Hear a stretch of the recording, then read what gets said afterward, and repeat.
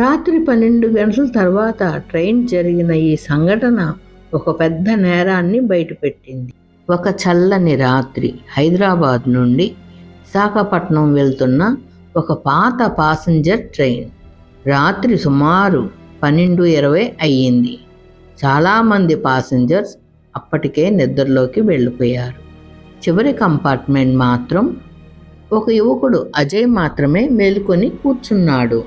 ట్రైన్లోని ఆ భాగం చాలా నిశ్శబ్దంగా ఉంది. అజయ్ తన ఫోన్ చూస్తూ కూర్చున్నప్పుడు ఒకసారిగా పక్క సీటు కింద ఒక నల్ల బ్యాగ్ కనిపించింది. ఆ బ్యాగ్ అతనిది కాదు.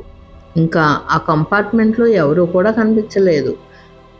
అజయ్ మొదట అది ఎవరో పాసింజర్ వదిలి వెళ్ళిపోయారని అనుకున్నాడు. కానీ కొన్ని క్షణాల తర్వాత ఆ బ్యాగ్ లోపల నుంచి ఒక చిన్న టిక్ టిక్ శబ్దం వినిపించింది. అజయ్ గుండె వేగంగా కొట్టుకుంది. అతను నెమ్మదిగా లేచి కంపార్ట్మెంట్ బయటకు చూశాడు.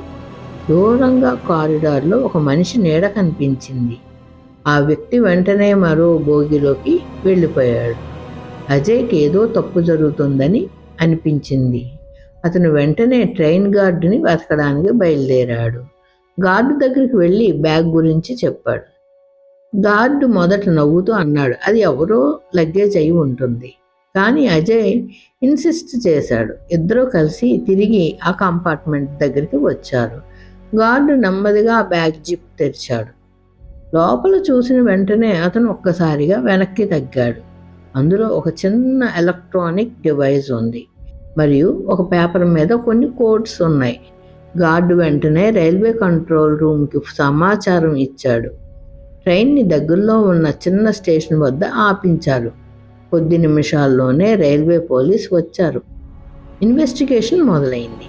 అప్పుడు ఒక విషయం బయటపడింది. కొద్దిసేపటి క్రితం కారిడార్లో కనిపించిన ఆ వ్యక్తి అతని స్మగ్లింగ్ గ్యాంగ్ మెంబర్. ఆ డివైస్ ట్రైన్లో ఒక ప్రత్యేక కార్గో కంపార్ట్మెంట్ని ట్రాక్ చేయడానికి ఉపయోగించారు.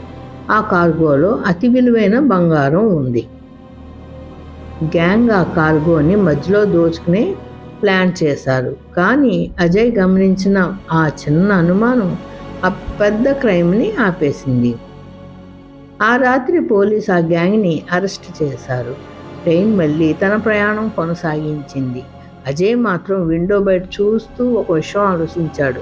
కొన్నిసార్లు చిన్నగా కనిపించే ఒక బ్యాగ్ కూడా ఒక పెద్ద నేరం వెనుక దాగి ఉంటుంది.